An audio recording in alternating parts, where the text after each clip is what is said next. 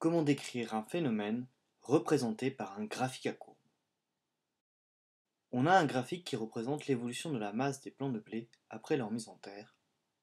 Comment varie la masse des plants de blé de leur mise en terre au 20e jour? Alors, on voit que la courbe augmente. Donc j'écris la courbe augmente. Attends, je t'arrête. Une courbe, ça ne peut pas augmenter. De même que ça ne peut pas diminuer ou stagner. Ce n'est pas comme une grandeur qui peut prendre des valeurs différentes. Ah bah, qu'est-ce qu'on dit alors? Pour décrire l'allure générale d'une courbe, on ne dit pas que la courbe augmente, mais qu'elle monte. On ne dit pas que la courbe diminue, mais qu'elle descend. Et on ne dit pas que la courbe stagne, mais qu'elle est horizontale. Ah, d'accord. Donc ici, la courbe monte. C'est ça. Comment varie la masse des plants de blé de leur mise en terre au 20e jour? On peut donc écrire que la courbe monte. Ouais, mais en fait, on répond pas vraiment à la question. Non, c'est sûr, on a dû louper quelque chose. Qu'est-ce que ça veut dire que la courbe monte? Ça signifie que ça change. Mais qu'est-ce qui change? Je sais pas trop. Bon. Si on se met là et là sur la courbe, qu'est-ce qui a changé? Le premier point signifie qu'au jour de leur mise en terre, les plants de blé ont une masse d'environ 1 gramme. Et le second point signifie que 20 jours après leur mise en terre, les plants de blé ont une masse d'environ 6,3 grammes. Donc ils ont grossi. Oui, c'est ça.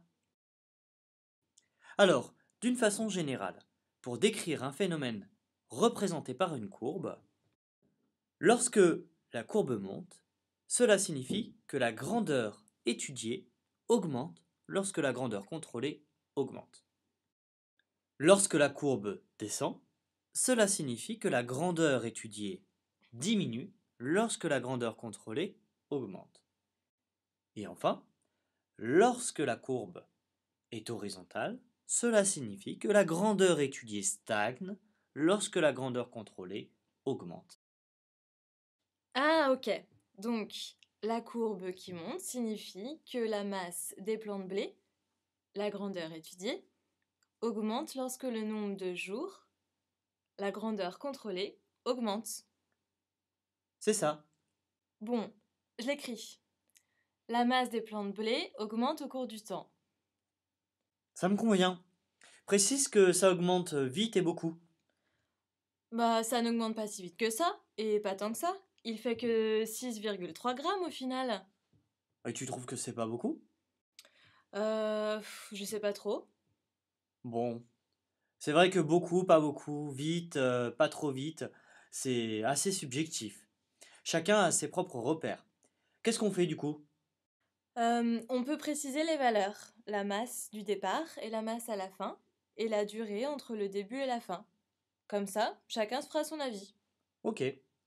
On écrit que la masse des plants de blé augmente au cours du temps parce qu'elle passe de 1 à 6,3 au cours du temps. On peut même écrire entre 0 et 20.